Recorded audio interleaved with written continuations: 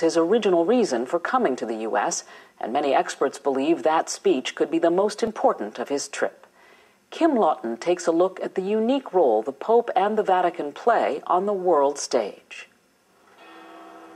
Soviet leader Joseph Stalin was once questioned about the influence of the Vatican. Stalin is famously said to have replied, "The Pope, how many divisions has he got?" The answer, as it turns out, is more than Stalin and many others might have guessed. Experts say the Pope and the Vatican wield considerable global influence. They don't have economic engines they have to feed. They don't have armies. They don't have land. The Vatican is only 106 acres. It's the smallest nation state in the world, but it is a huge moral, spiritual superpower. In questo momento. As the Bishop of Rome, Pope Benedict XVI is a spiritual head of the Roman Catholic Church worldwide. But he also wears another hat, head of state for the independent territory of Vatican City and the Catholic Church's government, called the Holy See. It's the tension between those two roles that actually gives him a resilience on the international stage, that he doesn't just speak for a geopolitical unit, but also for a demographic within the world. The Holy See has played an active global role for centuries. It has permanent observer status at the United Nations and has all the rights of full UN membership. The Holy See has formal diplomatic relations with 177 countries around the world, including the U.S. Ambassadors, called apostolic nuncios, represent the Holy See from embassies like this one in Washington, D.C. The U.S. has sent an ambassador to the Holy See since 1984. The current U.S. ambassador at the Vatican is Harvard law professor Marianne Glendon, who took up her post in February. James Nicholson held the position from 2001 to 2005. I always said I practice moral diplomacy. During the more than 25 years of his pontificate, John Paul II dramatically raised the profile of the papacy on the international level and played a key role on many fronts, such as helping to bring down communism in Eastern Europe. Throughout his extensive travels, he was a vigorous global voice. Benedict has continued that advocacy, which experts say reflects foundational Catholic beliefs. But times have changed since John Paul became Pope. We don't have the Soviet Union anymore. What we have is the problems in the Middle East, which is where Pope Benedict has been directing his attention. The personalities have also changed. Whereas John Paul, if you look at the entire pontificate, was very much outwardly oriented toward the church and the world. But Benedict again generated controversy in the Islamic world on the Saturday before Easter, when he baptized a prominent Muslim journalist at a service in St. Peter's Basilica. He's also been quietly working to establish relations, something that was not possible during the last papacy, largely because of John Paul's role in the fall of communism in Poland. The Chinese obviously didn't want John Paul II running around China doing the same thing. Most of the time, in places around the world, Vatican diplomats work outside the spotlight, where experts say they often have an advantage. Some question how much government leaders of today truly listen to what the Pope has to say. And that, observers say, is a moral authority that can't be measured by economic strength or military divisions. A moral authority Benedict hopes to draw upon when meeting with U.S. officials and speaking before the United Nations. I'm Kim Lawton in Washington. A lot of good Christians in Roman Catholic Church, notice Catholic Church, but unfortunate because they don't understand the history of their church. This is the pagans that during dark ages, Constantine was the one who united his own people, them pagans, to Catholic Church. And when they unite in the church, because, there was statue worshippers, idols. So when they brought their idols, notice statues in Roman Catholic Church, they began to name them. Instead of Jupiter, they call it Peter. And it's so sad that they give them a lot of Christian names.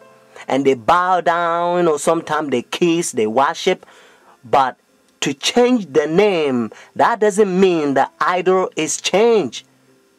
Friends, so when they take leadership in the church during dark ages, they change rules in the church.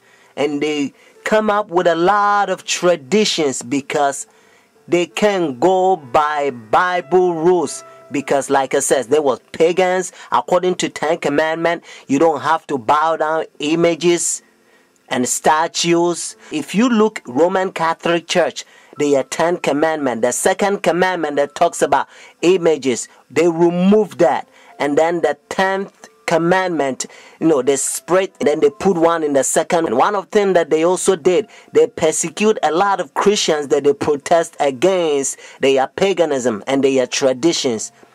Protestants, Sunday churches, they persecute them, a lot of them. So that's why their forefathers, they ran from persecution and they came to United States and they find free land. So now we're going to go to Revelation chapter 13 and you're going to learn a beautiful Bible prophecy. Revelation chapter 13 has 2 beasts. Notice the first beast is Roman Catholic Church. And then the second beast is United States.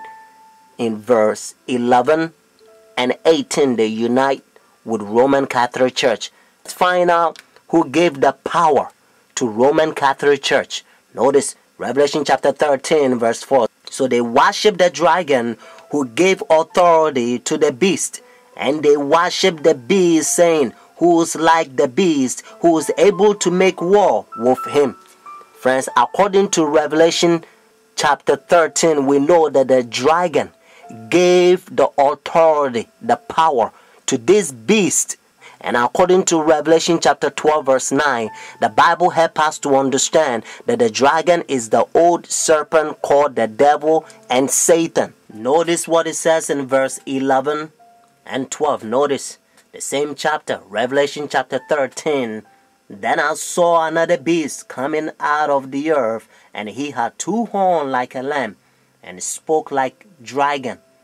And he exercised all the authority from the first beast in his presence, and caused the earth and those who dwell in it to worship the first beast, whose deadly wound was healed. Just in case if you're thinking about any country, they don't fit. Whether it's China, India, Iraq, or Africa, they don't fit. That's what it says in verse 12. He exercised all the authority. Notice from the first beast, Roman Catholic Church, because when they ran from persecution, they came over here. They don't want to have anything to do with Roman Catholic Church because they used to persecute them, friends. That's what it says. And again, I want you to get this so that you will know that it's the United States. Verse 12, he exercised all the authority from the first beast. But unfortunately, the same verse 12 says, and caused the earth and those who dwell in it to worship the first beast, whose deadly wound was healed. So United States is going to cause the whole world to worship Roman Catholic Church. And that's why now they already have pagan sun worship day, Sunday worship, the Roman Catholic Church. They changed God's holy Sabbath from Saturday to their pagan sun worship day, Sunday worship.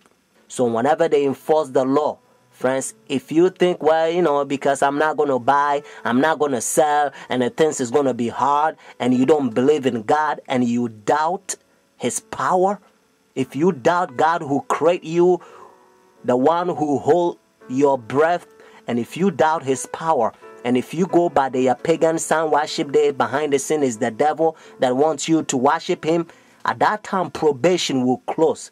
Your decision is made. You will be doomed. Revelation chapter 14, God placed a fearful curse on those who receive the mark of the beast, those who worship the devil. But friends, have faith. Jesus Christ will send his angels. Sometimes they will come as a form of mankind, and they will give you a food in the time of trouble. Hebrews chapter 4, verse 7 to 11. Notice what Bible says. And again he designated a certain day, saying in the David today, after such a long time as it has been said, today, if you will hear his voice, do not harden your heart. For if Jesus has given them rest, then he will not afterward have spoken of another day.